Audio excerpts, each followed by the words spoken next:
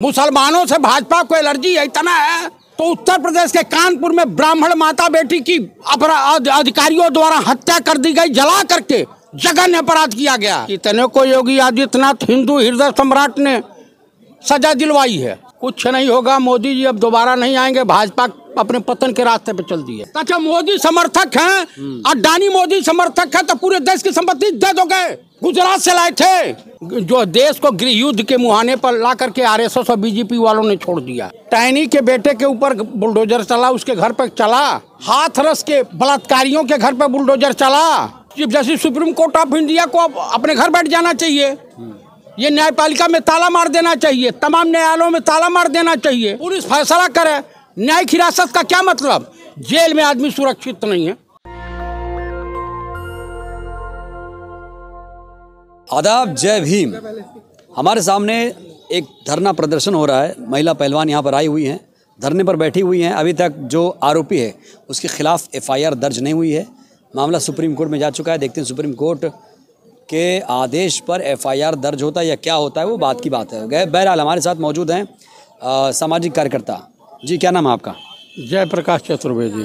जयप्रकाश जी, यहाँ आप कैसे आए, क्यों आए? भाई साहब, मैं इधर से निकल रहा था, ये भीड़ देखा। मैं भी रुक गया, ठहर गया और देखा कि ये क्या हो रहा है। उत्सुकता बस मैं पहुंच गया, नहीं तो मैं तो जा रहा था सीधे। लेकिन ये जो भी हो रहा है, जब हम लोग भारत जोड़ो यात्रा में थे। कांग्रेसी हैं आप? मैं आपको भाजपाई दिख रहा हूँ क्या? कांग्रेसी भाई, हम देश के जवान, किसान और इंसान तीनों हैं। कांग्रेसी और भाजपाई से कोई मतलब नहीं होता।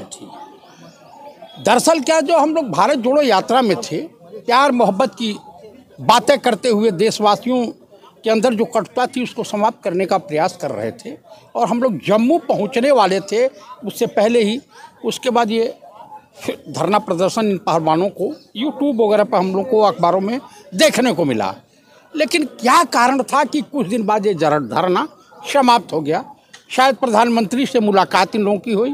प्रधानमंत्री ने वो 15 लाख यूं आ जाएंगे सबके खाते में देशवासियों को, देश खुशहाल हो जाएगा, पाकिस्तान को मिट्टी मिला देंगे, चाइना आँख उठा करके नहीं देख सकता, पुलवामा हो गया तो कोई बात नहीं, तब तक पूछ वाला भी हो गया। पुलवामा का जिन्न जब बाहर आया, राहुल गांधी से परेशान होने के बाद, एकदम जलील होने के बाद, हमारे देश के माननीय प्रधानमंत्री राजा बाबू बड़े व्याकुल हुए कि हमारे सखा गौतम अडानी की इतना पतन हो रहा है देश में। 20,000 करोड़ किसका है? 20,000 करोड़ किसका है? पंडित राहुल गांधी ने पार्लियामेंट में पूछा किसका है। अब ये भारत सरकार बता सकती है। जब ईडी और CBI, income tax Rahul Gandhi और तमाम विपक्षी नेताओं, सतपाल मलिक साहब के वहाँ जा सकती है। न्यायिक हिरासत में लोगों की हत्याएं हो सकती हैं। आज की घटना है, प्रयागराज का एक डिप्टी सीएमओ किसी होटल में फंदे से लटका मिला। ट्विटर पर ट्रेंड चल रहा है कि सीआरपीएफ के जवान, जिनका पुलवामा में जिस गाड़ी के ऊपर आतंकवादी हमला हुआ था, आपस में डिस्कस कर रहे थे। ट्रेंड कर रहा है भैया, वीडियो ट्रेंड कर रहा है, वो क्लिप ट्रेंड कर रही है कि हमको बाई एयर नहीं भेज रहे हैं। वो जो बंद गाड़ी होती है जिसमें सुरक्षा, उसमें बहुत ज़्यादा सुरक्षित नहीं होते हैं, तो खुले गाड़ी में भेज रहे हैं। इसका क्या मतलब? कुछ घटना घट गई तो हम लोग क्या करेंगे? हमारे परिवार के लोग, सैनिक आपस में। आप लोग एक बात बताइए, इतना गंभीर आरोप प्रधानमंत्री पर लगा रहे हैं, क्या देश का प्रधानमंत्री इतना, मतलब आप लोग कह रहे हैं कि उन्होंने करा दिया, पुलवामा हमला करा दिया, जिम्मेदार हैं वो, क्या कोई प्रधानमंत्री देश का ऐसा हो सकता है जैसा आप कह रहे हैं? प्रधानमंत्री के ऊपर सीधे आरोप लगा रहे हैं आप लोग। प्रधानमंत्री का मतलब जानते हैं? प्रधानमंत्री का मतलब जानते हैं आप? कैसे देश बर्बाद हुआ है? कैसे देश बर्बाद हुआ? प्रधानमंत्री देश बर्बाद हुआ? प्रधानमंत्री का मतलब आप जानते हैं? आपके पिताजी आप कोई गलती करेंगे तो घर का मुखिए के ऊपर जाता है ना। मुखिया से लोग पूछते हैं। लड़का अगर अपराधी भी है और फरार हो गया है तो पूरे घर की कुर्की होती है, पूरे घर वाले अपराध नहीं करते हैं। नहीं, एक बात बताइए, उनकी नहीं, आप जो जस्टिफाई कर रहे हैं, रुक जाइए, मैं जो कहना चाह रहा हूं उसको सुन लीजिए, सुनाइए। आप सुनने की जो है मादा रखें। मैं ये कहना चाहता हूं कि गृह मंत्री राजनाथ सिंह थे, रक्षा मंत्री निर्मला सीतारमण थी, प्रधानमंत्री ये थे, सरकार के मुखिया ये हैं, शासनाध्यक्ष माननीय प्रधानमंत्री राजा बाबू हैं। तो मेरे कहने का अगर सवाल उठेगा तो किससे उठेगा? इन्होंने तमाम इंडस्ट्री बेची है, जो अडानी के वहाँ गिरवी रखी है, बेची है, उसमें गृह मंत्री ने रखा है, प्रधानमंत्री को सर्वाधिकार है। आप मुझे बता दीजिए। मैं ये कह रहा हूँ, आप कह रहे हैं कि बेटा अपराधी है तो बेटा बाप भी दोषी है, आप कह रहे हैं ना? कह रहे ना? तब ऐसा क्यों बोलते? जब यूपी में बुलडोजर चलता है तो आप लोग कहते हैं भैया बुलडोजर तो अपराधी बेटा है, पूरे घर वालों को तबाह कर दिया। फिर आप लोगों का स्टैंड दूसरा हो जाता है। बड़ा मार्के का क्वेश्चन आपने प्रश्न किया है। वाह, ईश्वर आपको सद्बुद्धि दिया तत्काल। आप बताइए कि कुलदीप सेंगर के घर पर बुलडोजर चला, टैनी के बेटे के ऊपर बुलडोजर चला, उसके घर पर चला, हाथरस के बलात्कारियों के घर पर बुलडोजर चला। आप बता दीजिए कि जो न्यायिक हिरासत में अतीक अहमद की हत्या हुई, उन लोगों के ऊपर बुलडोजर चला। बलिया में एक छात्र नेता की गोली मार करके हत्या कर दी, डंडे से पीट करके हत्या कर दी, पुलिस चौकी के सामने कर दी गई, उन घरों पे बुलडोजर तो चला। क्या अतीक के साथ जो हुआ, मैं जो कहना चाह रहा हूं, एक सेकंड, अतीक के साथ जो हुआ तो क्या आप उसे गलत मान रहे हैं? गलत तरीके से हुआ? अच्छा। अतीक क्या माफिया नहीं थे? क्या वो अपराधी नहीं थे? क्या उनका आपराधिक रिकॉर्ड नहीं था? क्या उनके बेटे ने राजू पाल या फिर जो भी हत्याएं हुई हैं उनमें जिम्मेदार नहीं थे? आप जस्टिफाई कैसे कर सकते अतीक माफिया नहीं थे? मैंने ये नहीं कहा कि माफिया नहीं था, मैंने तो ये नहीं कहा, सब बातें आप कह रहे हैं। आप बताइए कि न्यायिक सुरक्षा है, जुडिशियली को बंद कर देना चाहिए, इसका मतलब न्यायपालिका chief justice supreme court of India को अपने घर बैठ जाना चाहिए, ये न्यायपालिका में ताला मार देना चाहिए, तमाम न्यायालयों में ताला मार देना चाहिए, पुलिस फैसला करे। न्यायिक हिरासत का क्या मतलब? जेल में आदमी सुरक्षित नहीं है, जो है पुलिस कस्टडी में नहीं सुरक्षित है, न्यायिक हिरासत में सुरक्षित नहीं है। तो जब व्यक्ति न्यायिक अभिरक्षा में सुरक्षित नहीं हो सकता है तो आप मुझे बता दीजिए कि कहाँ सुरक्षित रहेगा? सवाल ये नहीं कि अपराधी था या नहीं था, उसको आजीवन कारावास हुआ था। आप बताइए कि लेकिन लोग इसी मुद्दे पे लोग जश्न मना रहे हैं, कह रहे हैं अतीक के साथ जो हुआ बहुत अच्छा हुआ, वो दुर्दांत अपराधी था। काम कह रहा हूँ कि तो काहे उन बुला के मरवा, पुलिस मार देती खड़े होकर के हॉस्पिटल के सामने। नौटंकी दिखाने का क्या मतलब था? यहाँ पे जो लोग आरोप लगा रहे हैं, तमाम खिलाड़ी रेसलर जो हैं, अमित शाह ने कहा है कि जब तेलंगाना जीतेंगे, कर्नाटक जीतेंगे तो मुस्लिम आरक्षण खत्म। तो इस देश के देखिए अब्दुल को टाइट करने के चक्कर में आप बताइए 20 करोड़ की आबादी होगी मुसलमानों की भारत देश में, या 25 होगी? ठीक है, 20-25, हाँ, 75-80 करोड़, 80% जो हैं क्या हैं? हिंदू हैं। हिंदू है ना? हाँ। तो हिंदुओं को तो, मुसलमानों को 1250 रुपया में गैस सिलेंडर मिलना चाहिए, हिंदुओं को तो 500 रुपया मिलना चाहिए। ऐसा होता है क्या? अभी तो सबका साथ, सबका विकास, सबका विश्वास। नहीं, मैं जो कह रहा हूँ, हिंदुओं को क्या स्पेशल अग्निवीर बनाया जा रहा है? मुझे बताइए। बनाया जाएगा तब भी आप लोगों को दिक्कत होगी। मैं ये पूछ रहा हूँ कि जो पुलवामा अटैक में मरे लोग, वो सब मुसलमान थे? ये बता दीजिए। मुसलमानों से भाजपा को एलर्जी इतना है तो उत्तर प्रदेश के कानपुर में ब्राह्मण माता बेटी की अधिकारियों द्वारा हत्या कर दी गई, जला करके जघन्य अपराध किया गया। कितने को योगी आदित्यनाथ हिंदू हृदय सम्राट ने सजा दिलवाई है। योगी को हिंदू हृदय सम्राट मानते हैं। वो हिंदुओं के लिए नासूर हैं, उत्तर प्रदेश के लिए नासूर हैं। 17 में जीते, 22 में जीते।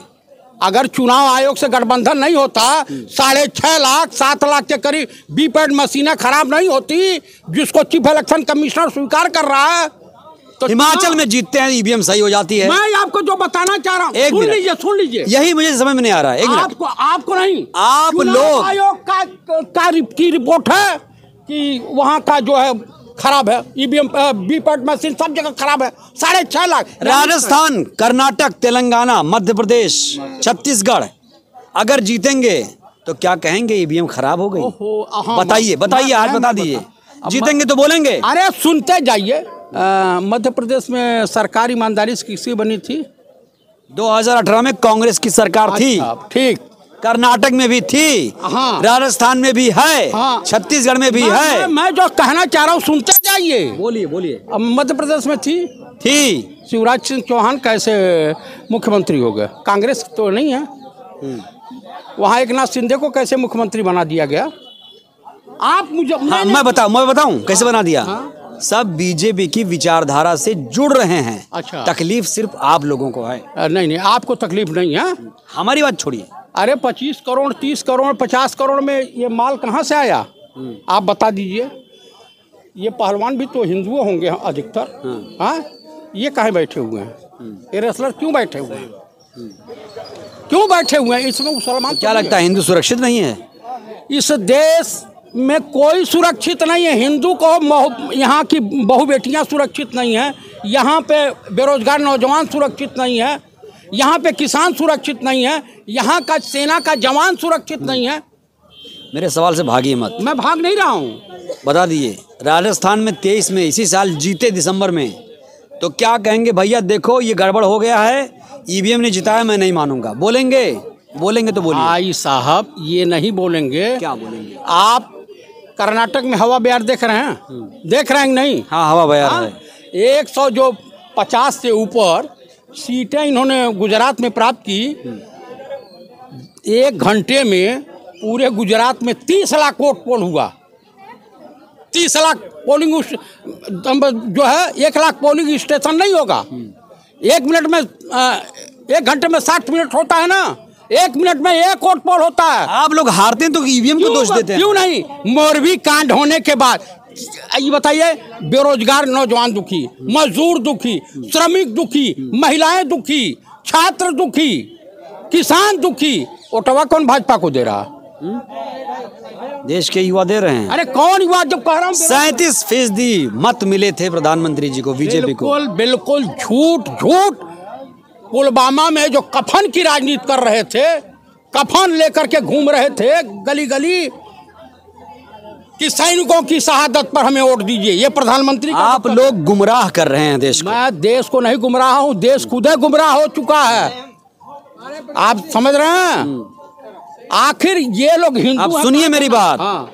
जनवरी 2024 में राम मंदिर का उद्घाटन होने जा रहा है भाई, और योगी जी मोदी जी एक बार साथ आ चुके हैं। डबल इंजन सरकार है। 24 में क्या होगा, कुछ अनुमान है? कुछ नहीं होगा। मोदी जी अब दोबारा नहीं आएंगे। भाजपा अपने पतन के रास्ते पे चल दी है। कैसे? आपको बता रहा हूँ। बंद करिए। हाँ, पतन कैसे? पतन इसलिए कि अभी कर्नाटक में बगावत देखने को मिली है भाजपा में। हाँ, चुनाव आने दीजिए ना। ये भाजपा का जो जितने नेता है ना, बगावत कर जाएंगे। पक्का बगावत होगी। बगावत हो जाएगी। 101% हो जाएगी। और इस बात पे बगावत होगी? मैं बता रहा हूँ। यहाँ पे सांसद हैं, आप वेतन लीजिए, यात्रा कीजिए, मौज मस्ती कीजिए, लेकिन कुछ बोलिए मत। हाँ, और नेता कौन जो बोले ना?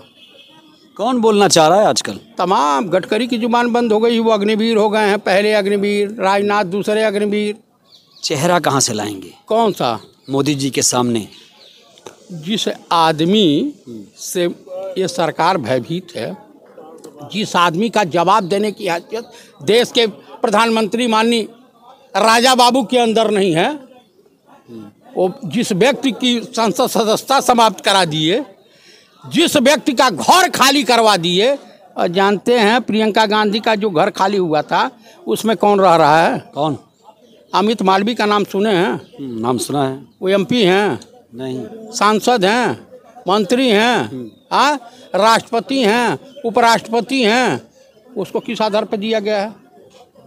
क्यों दिया गया? तो राहुल जी का एक बयान था, राहुल जी का एक बयान था, मेरे पास तो घर ही नहीं, आपको याद होगा। हाँ, तो अब घर चला गया तो आपको दिक्कत आ गई? अब मुझे नहीं दिक्कत आ गई। आप बताइए, आडवाणी का आपने खाली नहीं कराया, मुरली मनोहर जोशी का खाली नहीं कराया, अमित मालवीय को आपने सरकारी आवास दे रखा है, गुलाम नबी आजाद का खाली नहीं करवाया। क्यों? ये सब आपके रिश्तेदार हैं, सरकारी मेहमान हैं, मोदी भक्त हैं, मोदी समर्थक हैं। अच्छा, मोदी समर्थक हैं, अडानी मोदी समर्थक है तो पूरे देश की संपत्ति दे दोगे? गुजरात से लाए थे, ये देश की संपत्ति है, देशवासियों का अधिकार है। अब देश मजबूत हुआ? कहीं मजबूत नहीं हुआ। देश इस समय अस्थिर है, कब क्या हो जाएगा कुछ भरोसा नहीं किया जा सकता। धमकी दे रहे हैं आप? मैं धमकी नहीं दे रहा हूँ। गृह युद्ध को, जो देश को गृह युद्ध के मुहाने पर ला करके आरएसएस और बीजेपी वालों ने छोड़ दिया। देश को कैसे बताएंगे ये बात? देश में बेरोजगारी है, महंगाई बढ़ी रही है, तो आदमी खाएगा पिएगा क्या? राम मंदिर में जाकर के कटोरा लेके भीख मांगेगा? भीख देने वाला राम करेंगे बेड़ा पार, ऐसा है तो क्या करना है? काहे धरना दे रहे हैं? जाके कहे राम करेंगे। धीरेन्द्र शास्त्री करेंगे बेड़ा पार। कौन? धीरेन्द्र शास्त्री। धीरेन्द्र शास्त्री गए भाड़ में, वो तो फ्रॉड आदमी है, फ्रॉडों का नाम मत लीजिए।